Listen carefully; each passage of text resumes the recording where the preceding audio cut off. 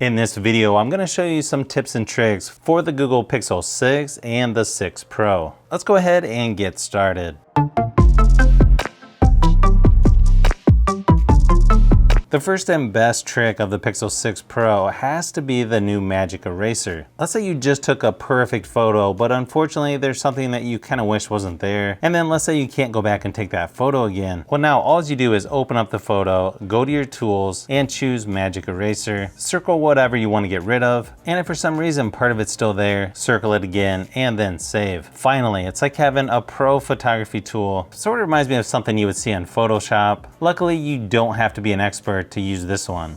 Another really cool feature is you can control when apps can access your microphone and camera. You just go to your notification shade or quick access and you add mic access and camera access. Once you've done that, you can quickly toggle on and off the mic and camera no matter which app that you're currently using. Let's say you don't like gesture control as far as the software navigation goes. Luckily in Android 12, you can still go in and switch that if you like. And then the first thing I would do is go into the settings, search for battery, choose battery percentage to make sure that's turned on. That way you can see what percentage your battery's on at all times. Speaking of battery, now you have wireless charging on the Pixel 6 and 6 Pro, and you can even use battery share, where you can charge your new Pixel Buds, or even let your friends steal power from your fancy new phone to charge their phone. Although, wait a second. Yeah, just don't tell people your phone can do this. Now finally, Google has added scrolling screenshot just like on my Galaxy S21 Plus. I never realized how this comes in handy until I actually had it. Hold down the power button and the volume down, just like you normally would on most Android devices. Then choose capture more and adjust to your liking and then hit save. Pretty sweet, eh? Oh, and then another thing that you're probably going to want to do is go into your keyboard settings, choose preferences, and then turn on number row. This is going to make it much easier to use numbers. One thing that's a nice upgrade is how they adjusted the screen brightness toggle so that it's larger, easier to use. But if you don't want your screen to go dim all the time, just go to settings, display, and then turn off adaptive brightness. Keep in mind though, this is probably going to make your battery life a little worse, but I actually prefer it this way. It's just easier to control manually.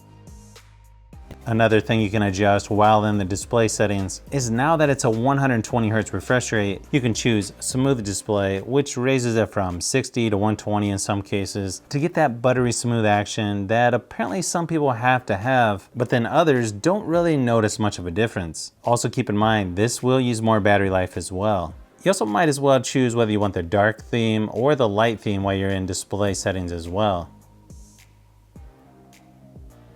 You can also now use quick phrases like answer or decline for incoming calls, or stop and snooze when your phone is ringing, and for timers. Just go into settings, quick phrases, choose which you would like to control from there. You can also choose to hold the power button down to bring up the Google Assistant, similar to how Samsung and Apple try to force you to use their assistants.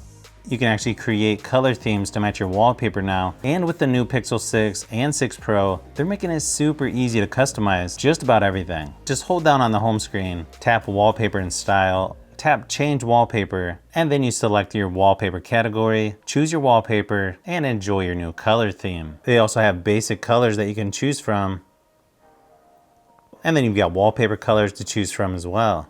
Another cool thing that looks like it's still in beta is themed icons, which actually makes your phone look like you added a custom launcher or something, but no, this is all just stock Android. It's all just adjustable right in your wallpaper settings. Then let's say you want to change your wallpaper, it automatically changes your accent color as well. Definitely a pretty sweet feature. Now, whatever you do, do not press your power button 5 or more times unless you actually have an emergency or you're wanting to call 911. They made it really simple to share your location or even record backup and share a video with local authorities.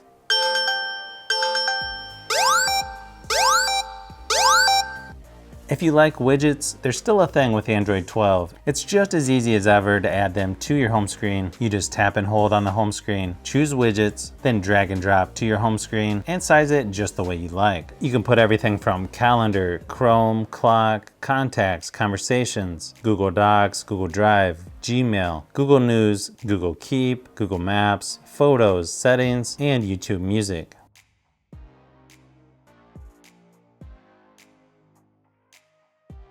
Now, if you notice on the home screen where it shows date and weather, you can actually tap that and customize what info it shows. I love how Pixel phones show you what's coming up as far as events from your calendars or reminders that you've set, all right there on the home screen.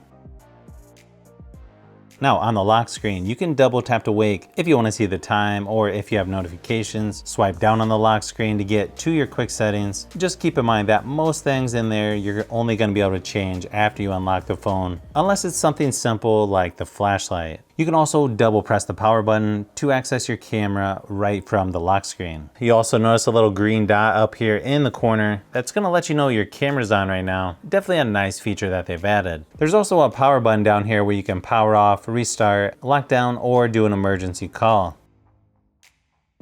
You can also control your smart home stuff right there from the lock screen. Again, they're just making things a lot simpler, a lot larger, easier to read on this new Pixel 6 and Pixel 6 Pro. So if you've made it this far into the video, you may want to say thanks by subscribing, and don't forget to give a thumbs up if this video was helpful. This is Brian from Fishbee Productions. Thanks for watching, and I'll see you on the next one.